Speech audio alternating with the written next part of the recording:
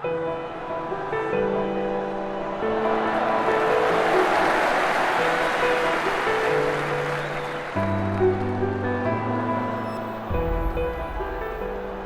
yo la primera vez que veo a Luis Aragonés en directo en un vestuario es el día de la huelga del 84 en España.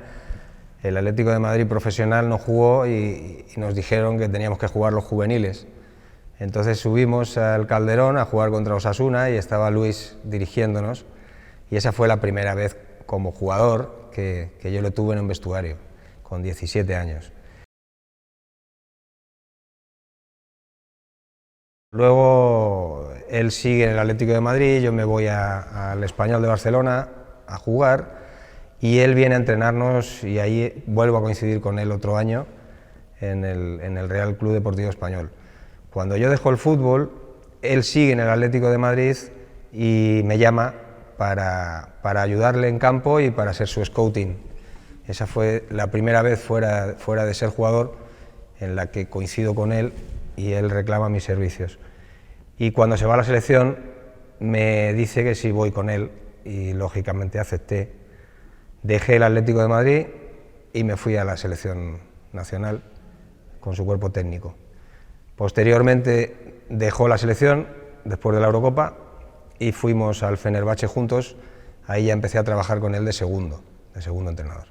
Pues el segundo entrenador, para mí, que lo he sido varios años, fundamentalmente tiene que ayudar a la labor de diseño de entrenamientos, de tareas, y luego a pensar al entrenador durante el partido si ve algo que está sucediendo, que se le puede escapar al primer entrenador, ¿no? En mi caso con Luis, pues es que a Luis no se le escapaba nada, que esa es otra de las condiciones que tenía como entrenador. Él veía en todo momento lo que estaba sucediendo o lo que podía suceder si no arreglaba algo, y creo que el manejo del partido es algo fundamental para ser un gran entrenador.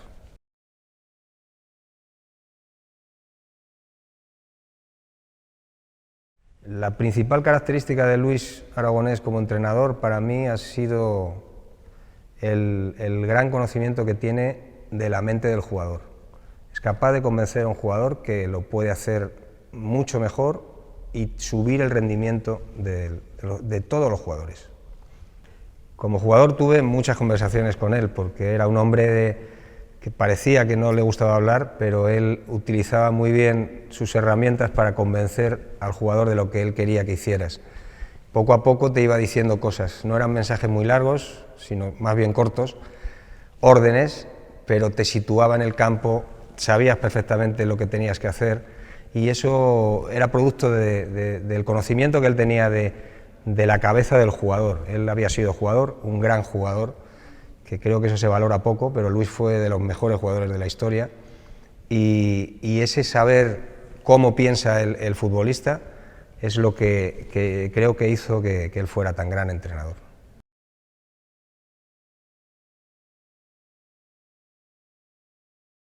Luis estaba en continua comunicación con los jugadores, porque además dormía muy poco y te lo podías encontrar en el hall del hotel a cualquier hora, pero era un hombre muy simpático, muy llano, y que le gustaba, pues eso, animar al futbolista, porque claro, en las concentraciones el futbolista se aburre mucho, porque son pocas horas de entrenamiento, muchas de descanso y algunas pocas de ocio.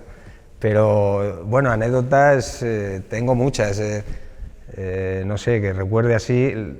La más graciosa que vi, un día vio a Pernía después del entrenamiento, antes de comer, que estaba haciendo un farlek en las escaleras del hotel, y le dijo: ¿pero está usted loco o qué? ¿Qué hace? Ahora tiene que descansar, no estamos entrenando.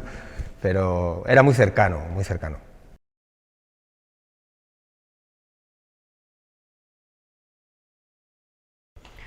El día después de Francia lo recuerdo como uno de los peores.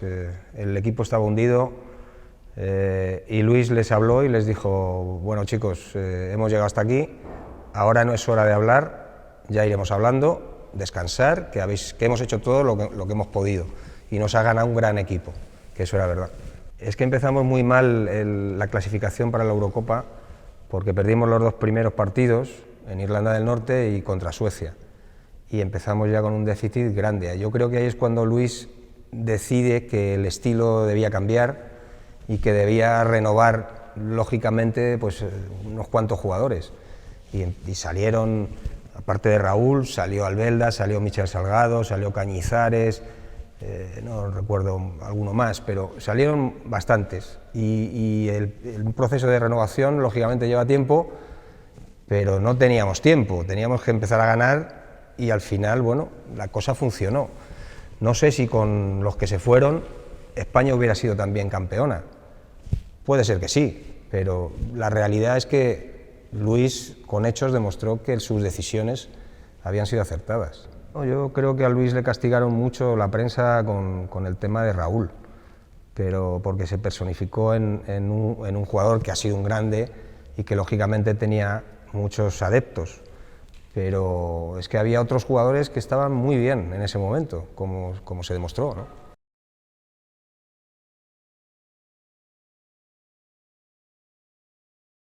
Bueno, en la preparación, ya en la concentración, Luis no dejaba de repetirlo, ¿no? Sobre todo a nosotros. Y yo me acuerdo de charlas privadas con los jugadores que les decía, nos ha llegado el momento, empezar a creeros lo que nos ha llegado el momento, que estamos preparados. Luis era un visionario del fútbol para mí, veía cosas que los demás a lo mejor no veíamos, ¿no? Y creo que acertó plenamente, pero lo principal es que les convenció a los jugadores. Luis les convence hablando con ellos continuamente y teniendo charlas. Luis fue de los primeros que se llevó un psicólogo a un campeonato de Europa.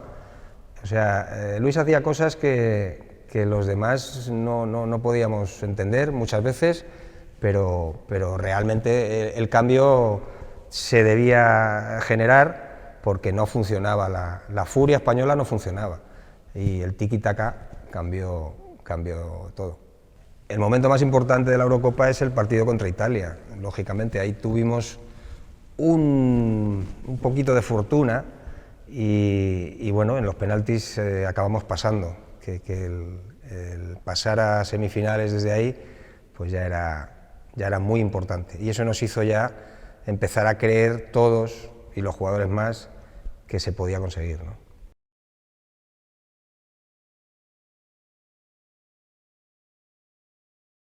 Es que todo viene rodado, porque los jugadores van subiendo su optimismo, se genera esa capacidad para creerte las cosas y para ser capaz de hacerlas. Entonces Luis estaba ya súper tranquilo, yo estaba mucho más nervioso, claro, porque veía que se acercaba la semifinal y luego la final, si ganábamos, y llegar hasta ahí, pero ya se había transmitido entre los jugadores y el míster un vínculo de que se lo creían. Yo eso ya lo sentía, fue un baño de felicidad y de euforia. Por fin lo habíamos conseguido, ¿no? Después de 40 años. Y bueno, pues el vestuario, los directivos, los utilleros, todo el mundo. Bajó el príncipe a darnos la enhorabuena, o creo que el rey, no me acuerdo. El caso es que bueno, pues todo era euforia. Y al día siguiente volamos hacia España y aquí hubo también un recibimiento masivo que fue increíble, de toda la afición, y bueno, pues lo que se vive cuando se gana un título y con la importancia que tenía para España en ese momento, ¿no?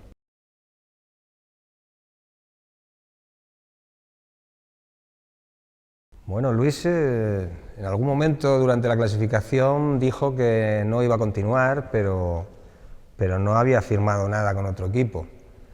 El problema fue que Luis llegó a la Eurocopa, empezamos a ganar y él se enteró que habían hablado con Vicente del Bosque. Entonces eso creo que a Luis le hizo pensar que lo que debía hacer era irse. Luego se gana el campeonato y todo el mundo quiere que se quede, pero Luis en esa transición ya había firmado su contrato y era un hombre de palabra y lo tuvo que mantener. Aunque le hubiera gustado seguir porque él amaba la selección y sabía que íbamos a ser campeones del mundo, él lo sabía.